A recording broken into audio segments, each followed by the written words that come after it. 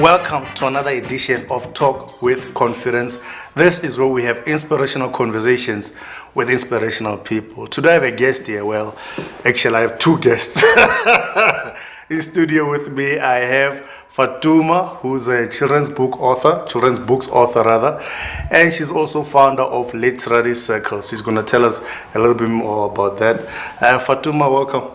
Thank you so much, Confidence. Thank you for honoring the invite. No, thank you for inviting me. I'm so glad. We're excited. We're going to get to you in a little bit. Okay. We want to start with this young lady. That's fine. Who is she and what does she do? Okay, Akiki, she's an Afrocentric African girl. And her intention is to teach children and to entertain children as well. So the birth of Akiki, basically, I'm sure you know the story given we've met in different circles. Yes. But as I said, I felt what was lacking in the market was a character that could relate to our kids. I'm a mother, I have a daughter and a son. So I think it was when I was bringing her up, and then after that, later, when I started thinking about the toys that she plays with and the books that she reads, and I thought, there's something missing in this picture. Yeah.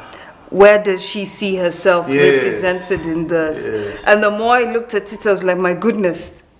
I mean, when I say, normally when I'm grown and you're told a black, strong woman, reference points, we normally have our mothers. But I think now consciously with kids, it needs to start at a very early stage. So even when you're playing and when you're reading, you need to read books where you have characters that look like you, so you identify, because kids then see where they fit into the bigger picture. Because now, I mean, till today I have my son, sometimes he asks me, so how come all those people are peach? That they call them peach, not white. I don't know if it is politically correct, but for them now in school, So he'd be like, so why is this? And then I'm like, we need a lot more representation, given that we are growing in the continent. How much do they know about our continent? How much do they, when it comes to identifying and see black characters in a positive manner? So it all starts from a very young age. I guess it's on a deep psychological level. It's all about self-esteem. It is. Because if there are no positive black characters or any black characters that have been shown, then it almost feels like, then do I matter? And you start feeling inferior. So you go into a situation where then you have all your other friends who are white and stuff, and you're just like holding yourself back because you're not really seeing where they fit in. For them, it is normal because they are books. Even for me, I have been reading Disney character books, which was not yet, Sleeping Beauty. Not that they're bad, well, but I'm just saying, so I'm just saying for us, and the stories need to be more, I said, celebrating Africa, for instance. My house is a melting pot. I'm Kenyan originally. My husband is from Botswana. The kids are born here. So then after that, I tell them being African is like a unique thing, and this is the right time. So we try and teach them a bit about here, teach them a bit about boss, teach them. And then I'm like, once you identify and you connect with your continent, even when you go out there and represent, you don't start feeling inferior. You're like, this is us, this is who we are, and we're proud to be, African. And I think there's a quote I love that says, until the lion learns to write, then every story will glorify the hunter. And in terms of telling Africa stories, you've got your CNNs, your BBC, other international platforms who always show Africa in a particular light. They'll never take you to the sunken parts of Africa. They'll never take you to the thriving parts of Africa. There's always one narrative, that poverty, hunger, disease. And in your books, I see the stories where you go to Botswana, where you go to different parts. What stories are you telling in your books? Okay, mine are, because the kids are growing up now, so I'd like them to read stories that expose them to the rest of Africa. Yes. You're right, when the hunter tells the story, they're telling from their perspective. Yes. But this is like Akiki now from an African family, and we're going to Bots, Yes. and we're going to Malume's village. So you see, now it is her experience in the story. So even when the kids go there, then they understand. I mean, like in Bots, you have, what is it, Seswa, which is the traditional the traditional dish, the Yes. meat, shredded meat. Yes. We love sesua. Yeah. But you see, then we bring it, Akiki comes and that is her favorite food and then she eats it. So the stories, and for me, I say because I also grew up in urban township areas, so I don't know like the rule for carrying water on your head. Yeah. My daughter even can't understand that. She'll be looking at me like, seriously? So now I can't tell that story. I'm sure there are people who can tell that story. Yes. But my story is more in the urban center. So Akiki, that's why I say she's urban Afro-centric. Wow, So nice. it is it's your daughter who would grow up, anybody else's daughter who grows up, because we are now growing up in town. In, urban so it would be, environments, so it would be for us even when we are going on holidays. Then after that we go to the Drakensberg, say for example. Yes. So it would be camping. The kids Yes. can easily relate That's and go back beautiful. to school and say, oh yeah, we went camping in Yeah. Drakensberg. Or if we went to Nairobi, where did we go? We went to the park. This is what we did. So, but then it's in terms of you're seeing now that country in a light which is one positive. For me, I'd just be talking about the positive because I see positivity. Yeah, anyway. definitely. So there's that, and then the kids also. For them, it's almost like an adventure. I want to go there Yeah, elsewhere. I that's mean, beautiful. in where she goes to Nairobi, she went to how can I say? It's like a nyama choma place, which here would call shisanyama. Shisanyama, all right. Yes. So when you go there, and then there's roast meat, and then you have Yeah. the music playing in the background. The cultural richness and essence, So yes. for in the Nairobi, we even have Malaika, and I remember teaching my kids the Yeah. song Malaika, and they were like, The Marimake was Malaika, yes, it beautiful. started with that.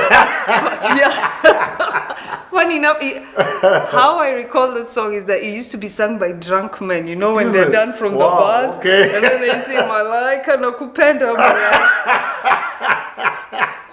Wow, So okay. so those are the things that are authentically ours and which I love about us. I'd love to pass to my kids. Yeah. But now the thing is, the context in which I'll be telling them is context in the stories. If you go to Nairobi, there are certain things. And then also what I've added in the books is a bit of the vernacular language. Okay, wonderful. So like in Drakensberg, you have a bit of Zulu. When you go to Botswana, it's a bit of Tswana. That's And then beautiful. after that in Nairobi, I love we that. have a bit of Swahili. I love that. So yeah, I remember another child told me, I now know 3 languages. Wow. I said, yeah, because Through the book. yeah, if you just say hello in like 3 languages across Africa, You that's know that. that. So my You can dream, connect. very quickly, and Yeah. it also helps. I always say when you speak to people in their language, you're not just speaking like this. You start touching here. The heart. Yeah, You speak to the heart. yeah, and That's then beautiful. it's more welcoming because then you've made an effort. So yeah, that's what I always try to do. Yeah. So when you go somewhere new, you understand, because instead of us starting to judge quickly, what is that? I normally don't do this. You open up to understand the culture and stuff like Exactly. that. And you so learn it's more. for our kids, Yeah. because it's all about learning and learning to accept and embrace Africa. Beautiful, I And love how it. else can we do that? Through the books. And then after that, for the girls, they have Akiki. The characters. Yeah. When I look at Akiki and I look at you, there are some similarities. I see the big afro. Well, I wish my afro was as well. My afro. I still have to work on my afro. But a lot of people have said that, but it wasn't something that I did consciously and said I'm going to make me. Yeah. It's just that it was only later. In fact, I didn't even think about it. It's when someone told me, he's like, "Do you know you look so much like that?" I was like, "No." But I mean, when something is born out of you, it will carry your DNA. Yeah. And I mean, when I look at her, she could be your daughter. This is what I call. I had another lady say, "Mama Akiki." I was like, okay, that Wonderful. would go as well. Yeah, I think if you're working, especially if you're working from the heart and your intentions are good, somehow it's like if I hear you and your work, I know that is confidence. Yes. Yeah, so I think it's when it's authentically true to yourself, beautiful. then after that it comes out. But otherwise, no, she's not. I did not go and decide. no. I mean, sometimes even when I read the stories to my children, they're always my guinea pigs. So as soon as I've done the manuscript, we go and I'd start. And then my son would be like, "Oh, okay, but that sounds like me." I'm like, yeah, because I'm drawing from their experiences Experience and when we go to inspiration. places, Yeah, that's beautiful. because I can say that is true to me. Yeah. That's why I said I can't write about rural. Rural Nairobi. It won't be authentic to who you are. Because I don't know. I'm authentic to the life that you're in, but how to put it in a positive light that it can help other children out there. Wonderful. Yeah. How old is Akiki? Akiki, she's about 5 years old. Okay. Yeah. So the idea of creating this character is 5 years old, or did you think about it long before? Actually, what was the journey? No. The journey actually, as I'm saying, she starts evolving. Of course, initially I was just like, I want a black doll for my daughter. So then I said, no, I'm sure I can do bigger things. Not I can do, but I think the message needs to get bigger, up there. broader, it needs to broader, because it's not just about me. It's all about, and it's also when you go to situations and you start seeing, but this could be better. I mean, there's a time someone on Facebook sent me a clip, and she's like, "You need to do something about it." It was a black girl, and she had Barbie dolls lying around. She's like, there's something wrong with this picture. I was like, I'm glad you see there's something wrong. But funny enough, the other person did not see something wrong with that picture. But it's such a subtle thing as well. I know, but I said, if we become conscious, because I even said for other parents as well, because now instead of, I mean, even with the toys and everything, because you want the best for your kids. So you want to pick up stuff that will help them along the way. I can't be there 24/7, but at least if you have the books and the tools that would help you get to the next level, then I think this is a starting point. Wonderful. So even as I'm saying, toys and the books you read, my son is not an avid reader, but I know if I leave books lying around and he has no choice, he'll find him doing this. He'll pick it up. So that's what I said. I'm like, no, leave the right tools there. Yeah. He'll get bored, do everything else, and then later he'll just be like, let me just pick this book. And then soon he'll find it is interesting. And get more deeper into it. Yeah, so slowly you learn. Because even kids, anyway, they've got different paces and everything else. So it's not cut and paste, you force them out.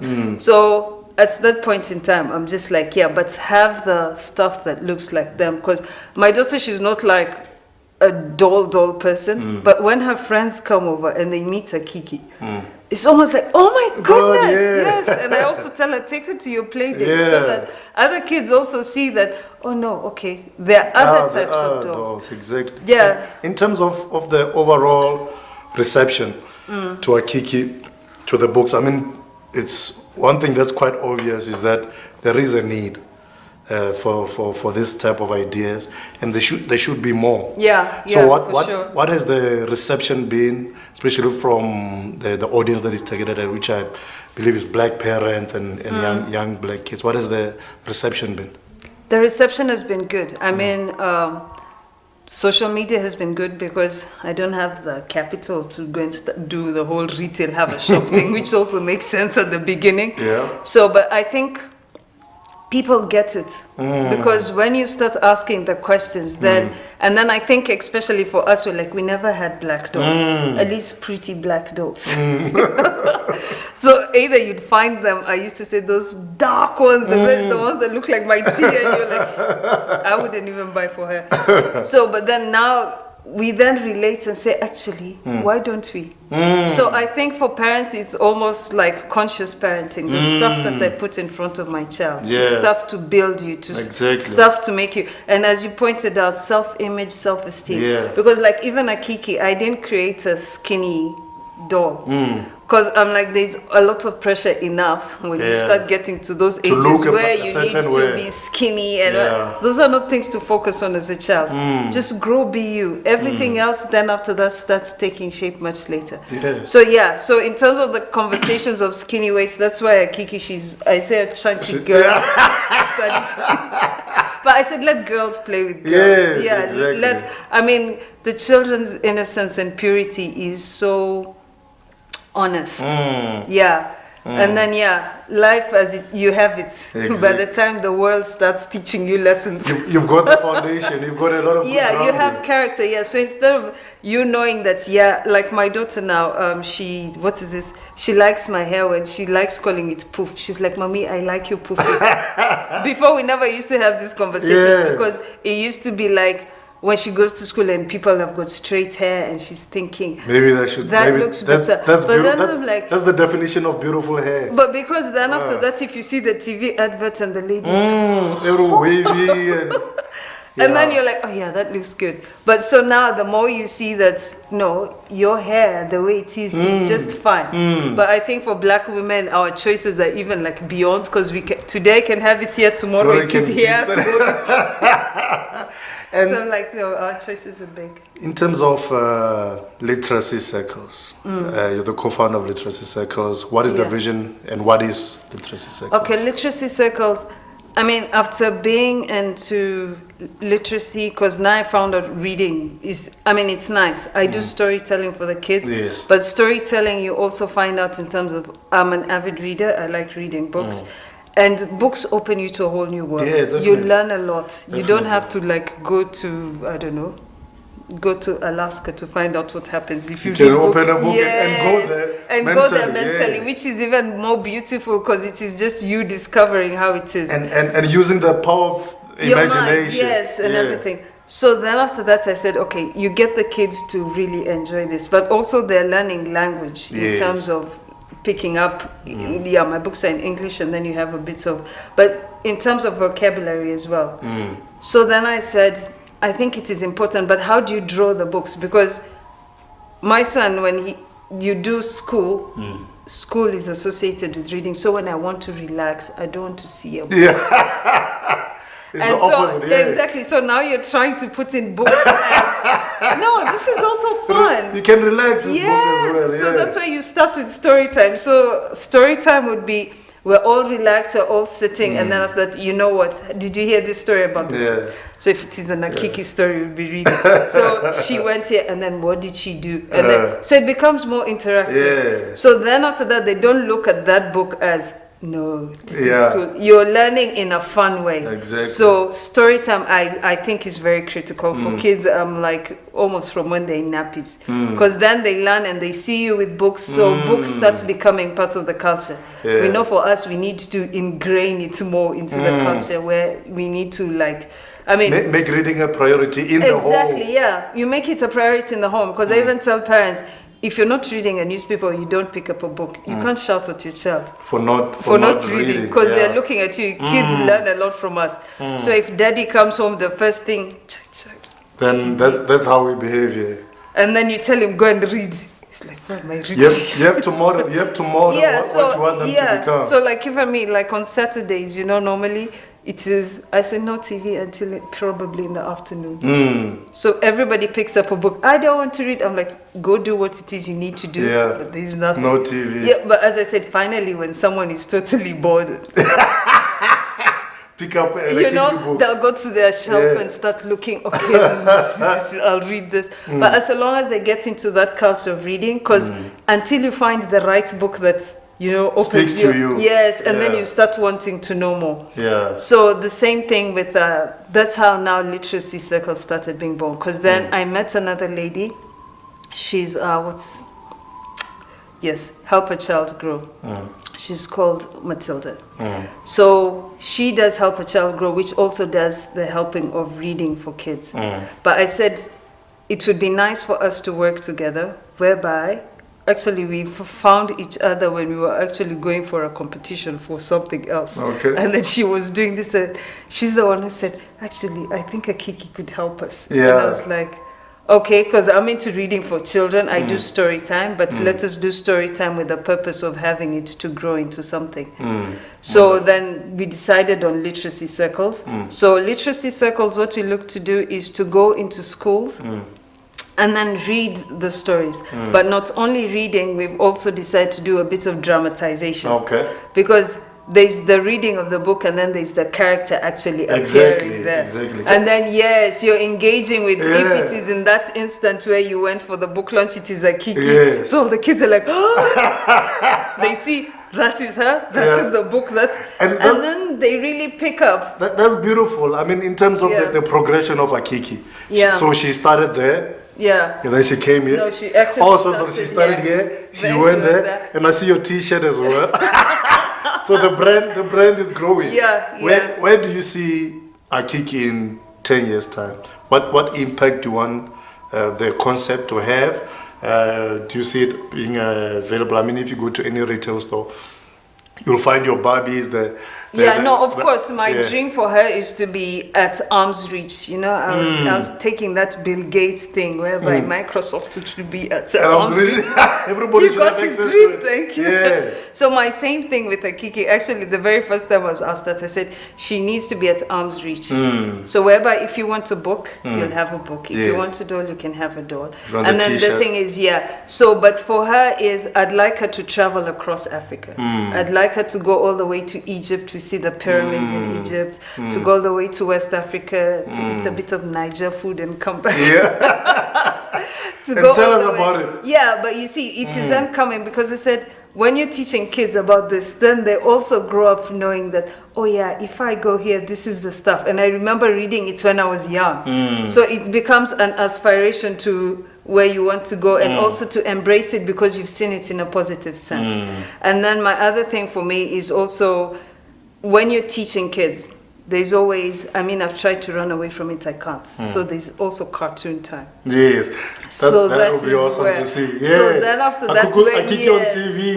So then when she's entertaining and teaching, so there are also lines, because I said, you see the kids when they watch, they always have a favorite line from a character. And that is the one they listen to more than they listen to mommy. So but mommy can be teaching them through. Exactly. Through so Akiki, that's what I'm saying. So for me, the essence of Akiki is just in terms of all in an African setting, but she needs to be teaching kids morals. Because life many lessons, times, life lessons, basic life skills. Like in one of the books, like saying the way she goes to Botswana, she was overeating. So then after that, now next time she understands you don't need to eat. Just eat moderately. Exactly. And then there's where she goes to Drakensberg, her mom tells her wear a helmet. Her afro is too big, she doesn't want to wear it, throws it, falls down, then what? Wow. So you see, just in terms of listening, in this Akiki short stories, you have a story about sharing. Because sometimes your kids have stuff and they tend to think,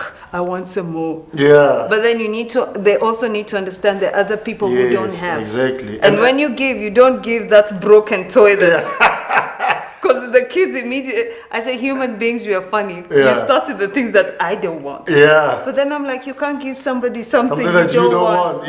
You need to. It must have value for you. Exactly. So also when you give that person, then after that they're able to receive it with open arms, and you also want the best for that person. Wow. So for me, that was, in fact, the first time I told the kids to give something away, it was always I said. But that's character building 101, and the lessons that they learn at that foundational phase, they carry them as into I'm saying, adulthood because as well. in school you're taught a lot of the technical bits. So you're good at mathematics, good at English, good at stuff. But then I say in the real world, and when you talk about being a human being, it's about character. So it's about sharing. It's about helping the other person. And when you start embracing the other people as well, then I won't learn to judge you too quickly, because I've been exposed to so many other things. I'd want to know, okay, so why is it you behave this way? Or why is it you do your hair that way? Rather than say, she doesn't like it. You know, it's always, at least you better be curious rather than being judgmental. But how we can learn to foster that in the kids is expose them to stuff that's very different from them. Because then expand their mind. In fact, the other day I was just telling my daughter, you need to have a positive attitude, because otherwise life is just going to take you left, right and center. So be open to stuff. So if it is a book that's different, as parents also, because at this time we're the ones who are buying, they're not going. So when you're giving stuff to your kids, it needs to be something that's open. I said, even as we're still learning. And be conscious of what you're giving them. Because when you're cautious and when you're open, then it leads you to learning a lot, and then you understand a lot, and life is a bit smoother. Fatuma, what you're doing is extremely important. Well, we need more people with your vision and your ideas. Thank you. And thank you so much for joining us. Thank you so much. Thank you so much. It's been a pleasure. Yeah, I've loved it. And thank you, Akiki. Maybe you should do have what do you call ventriloquist? Oh yeah, well, she's talking. There's a time I went for an interview. She held Akiki up. She's like, "Okay, I'll talk on the side." She's the one introducing the program. No, but I think as she becomes a character, because I said when I started with the doll, I had her character packed up. But this is just the physical bit. She doesn't talk. She doesn't do anything. Representation. Here in the books, you can see she's talking. You're seeing her family. You've seen her brother. You've seen her mom and dad. So I think the more she's evolving as well, then it would be a character which we can all relate to. Wonderful. And in terms of if people want to get your books, the dolls. The books. First I have the website www.akikidolls.com. Okay. That's where you can find everything. And then the books for the South African markets are also available at Scoobs, the bookstore. Theatre Books Monte Cassino. Yes, and then also on takealot.com. Okay, wonderful. For ease of, now that it comes to Christmas, everyone wants to go online. Fatuma, thank you once again. No, thank you so much. It's been such a pleasure. It's been a pleasure. I've enjoyed myself. Thank you. That was inspirational. I'm inspired. I'm sure you're inspired as well. And that was Talk with Confidence, conversations that inspire. Do join us again next time right here on Global Conference TV. 8